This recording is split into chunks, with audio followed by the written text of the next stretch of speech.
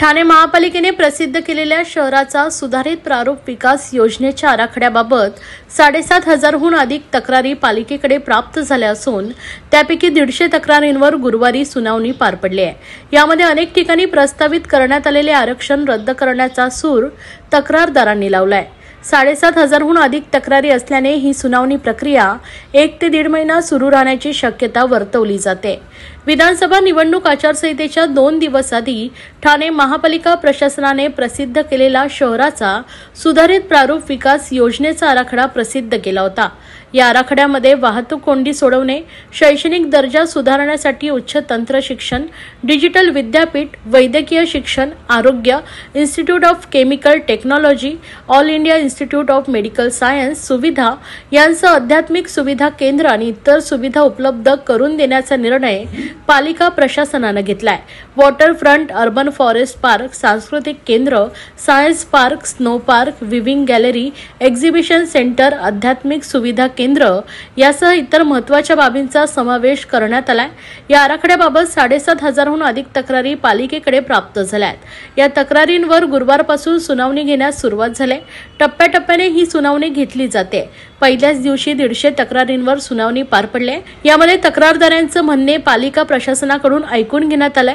यामध्ये प्रामुख्याने आरक्षण फेरबदल आणि रस्ता रुंदीकरण याबाबत नोंदवलेल्या तक्रारीचा समावेश होता। अनेक ठिकाणी प्रस्तावित करण्यात आलेल्या आरक्षणास तक्रारदारांनी विरोध करत तो रद्द करण्याचा सूर लावला। 7,500हून अधिक तक्रारी असल्याने ही सुनावणी प्रक्रिया 1 ते 1.5 महिना सुरू राहण्याची शक्यता वर्तवली जाते।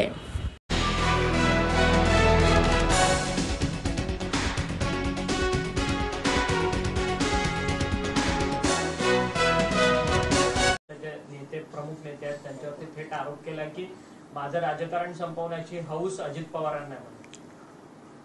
माननीय अजितदादा पवार साहेब हे महाराष्ट्राचे नेते आहेत आणि केवळ एका विधानसभेचे आमदार म्हणून मर्यादित असलेले जितेंद्र आव्हाड यांना कायमच आरोप करण्याची सवय असते।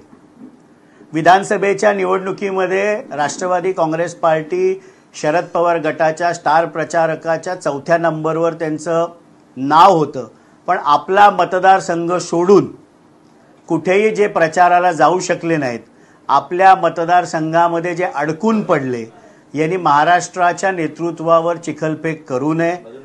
राजकारण अजितदादा पवार साहेब हे महाराष्ट्राचं करतात, केवळ कळवा मुंब्रा विधानसभेसाठी मर्यादित नाही।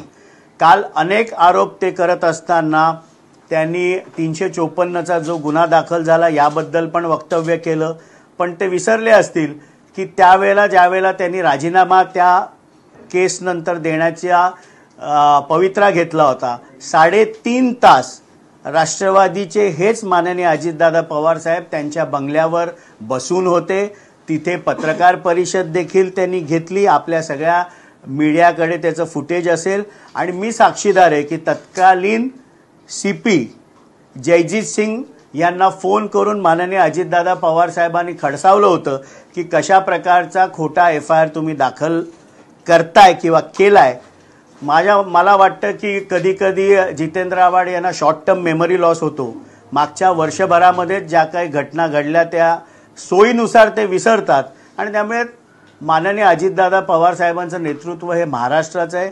एका विधानसभेपुरता मर्यादित असलेल्या जितेंद्र आव्हाडांनी फार त्यांच्यावर बोलणं आता टाळलं पाहिजे। परंतु ते सातत्याने ते आरोप लावतात की नजीब मुल्ला जे तुमच्या पक्षाचे तिथचे स्थानिक नेते आहेत त्यांना अजित पवार सातत्याने बळ देतात, त्यांना निधी देण्याचं काम जे आहे ते अजित पवार करतात आणि असं ही सगळी जी गोष्ट आहे ती विधानसभेमध्ये येत्या अधिवेशनात मांडणार असं त्यांची रोखठोक भूमिका आहे। वेगळी राजकीय भूमिका घेतल्यानंतर या निवडणुकीमध्ये राष्ट्रवादी काँग्रेस पार्टीचे अधिकृत उमेदवार नजीब मुल्ला हे त्यांच्या समोर होते आणि कळवा मुंब्रा विधानसभेमध्ये निधी देण्याचं काम तत्कालीन मुख्यमंत्री व आत्ताचे उपमुख्यमंत्री माननीय एकनाथजी शिंदे साहेबांनी देखील केलं।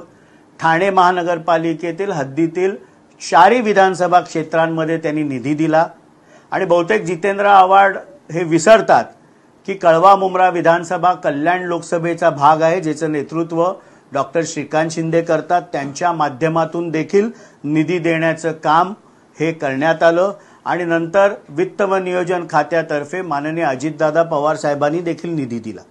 जर आपल्या मतदारसंघामध्ये निधी येऊन मतदारसंघाचा विकास होत असेल तर त्यांना पोटशूळ असण्याचं कारणच नाही. आर्थिक कारणामुळे त्यांच्या थ्रू निधी येत नाही ही खरी त्यांची व्यथा आहे. पण आपल्या मतदारसंघामध्ये भरघोस निधी जर शासनाकडनं येत असेल, संविधानिक पदावर बसलेल्या व्यक्तींकडनं येत असेल तर आक्षेप घेण्याचं कारण काय? आक्षेप केवळ आर्थिक कारणांमुळे घेतला जातोय एवढंच मी म्हणेन. महाराष्ट्रातील भगिनींना आधार देणारी राज्य शासनाची मुख्यमंत्री माझी लाडकी बहीण योजना. या योजनेअंतर्गत अल्प उत्पन्न गटातील 21 ते 65 वयोगटाच्या भगिनींना मिळणार दरमहा 1500 रुपयाची मदत. अर्ज करण्यासाठी 31 ऑगस्ट 2024 पर्यंत मुदतवाढ.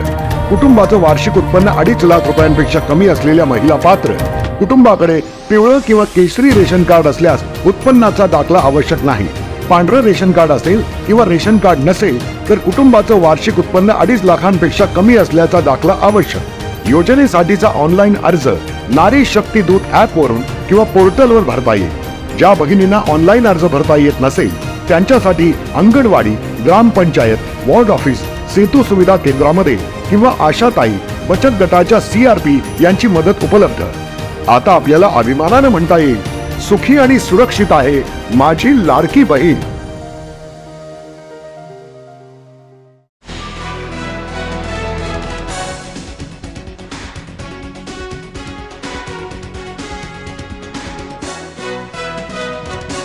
भारताच्या सुरक्षेच्या दृष्टीने बांगलादेशी घुसखोरी ही मोठी समस्या बनून राहिली असताना या घुसखोरांना देशाच्या बाहेर घालवण्याच्या सूचना सरकारनं दिल्या आहेत. त्यानुसार ठाण्यातील कोपरी पोलिसांनी गेल्या काही दिवसांपासून आपल्या हद्दीतील हॉटेल्स, बांधकाम, फेरीवाले या आदी ठिकाणी तपासणी मोहीम सुरू केली आहे. 15 आस्थापना शोध मोहीम घेऊन तब्बल 225 संशयित व्यक्तींची ओळख परेड घेतली आहे. अभिनेता सैफ अली खान याच्या घरात घुसून हल्ला करणारा आरोपी बांगलादेशी असल्याचं निष्पन्न झालंय. त्यामुळे गुन्हेगारी क्षेत्रात बांगलादेशी नागरिक सक्रिय होत असल्याने त्यांच्या विरोधात कडक कारवाई करण्याचे आदेश शासनाने दिले आहेत. ठाणे पोलीस आयुक्तालयाच्या हद्दीत संशयास्पद परिसरात शोध मोहीम आखण्याची सूचना ठाणे पोलीस आयुक्त आशुतोष डुमरे यांनी दिली आहे. कोपरी पोलिसांनी त्यानुसार ठाणे पूर्व आणि कोपरी भागातील हॉटेल, बांधकाम, फेरीवाले यांची तपासणी गेल्या काही दिवसांपासून सुरू ठेवली असल्याची माहिती वरिष्ठ पोलीस निरीक्षक निशिकांत विश्वकार यांनी दिली आहे. अनधिकृत प्रवेश करून बांगलादेशी नागरिक भारताच्या मोठ्या शहराबरोबरच जिल्ह्याच्या ग्रामीण भागात घुसखोरी करून राहत आहेत.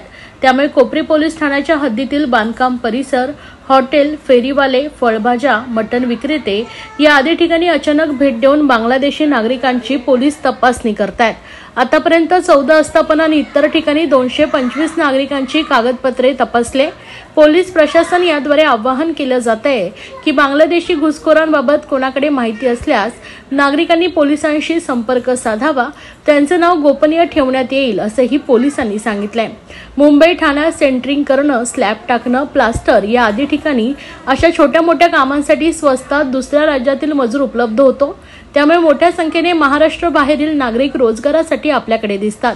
मात्र याच गोष्टींचा फायदा बांगलादेशी घुसखोर घेत आहेत. ठिकठिकाणी बांगलादेशी नागरिक आढळून येत असल्याचं उघड झालंय.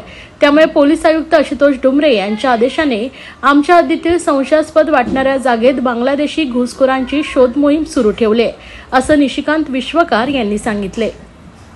गेल्या काही दिवसापासून बांगलादेशी नागरिक अनधिकृतपणे भारतामध्ये राहत असल्याबाबत कारवाई करायची असे आदेश माननीय पोलीस आयुक्त श्री आशुतोष डुमरे साहेब यांच्याकडून प्राप्त झाल्यानंतर कोपरी पोलीस स्टेशनच्या हद्दीत वेळोवेळी कोपरी पोलीस स्टेशनच्या हद्दीमध्ये असलेले मोठे बांधकाम व्यावसायिक तसेच हॉटेल्स, लॉजेस, फळ विक्रेते, भाजीपाले विक्रेते यांचे वेळोवेळी तपासणी घेऊन असे काही अनधिकृतपणे बांगलादेशी नागरिक राहत आहे का याबाबत विशेष मोहीम राबवण्यात येत आहे.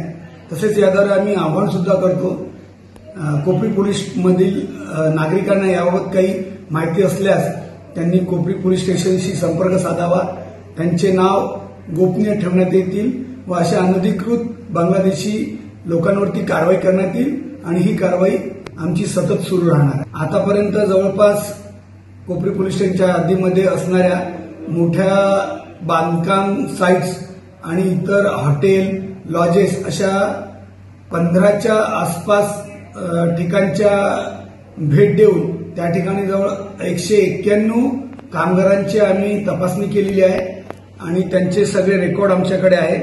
त्यांचे आधार कार्ड, पॅन कार्ड या सर्व चेक करून आम्ही खात्री करत आहोत